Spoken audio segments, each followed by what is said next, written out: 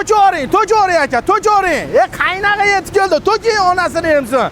Akalar, issiqqina asfaltimiz yetib keldi. Qaranglar, maxsus texnikalarda asfalt bosish xizmati necha pul bo'lyapti deydiganlarga Andijonga yetib kelganmiz. Eng mayin asfalt rossiyskiy bitim qo'shilgan ekan.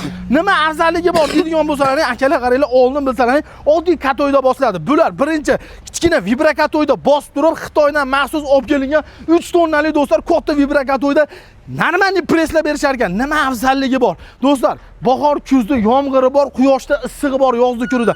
Shunda o'yilib ketmasligi uchun, yomg'ir qorda o'yilib ketmasligi uchun 3 tonnali maxsus texnikalarda ish qilib berishyapti ekan. 700 ming so'mdan do'stlar 1 tonnasi olib kelishi, bos berishi, usti haqqisi, asfalt hamma yo'q ichiga kiradi. Faqat pulini sanasangiz bo'ldi. Obedini qilib berasiz, uzoq joy bo'ladigan bo'lsa, choy poyini damlab berar ekansiz. Qolgan hamma yo'q akalarimiz bo'yinda bo'lasiz. Video basiga nomerni joyladik do'stlar.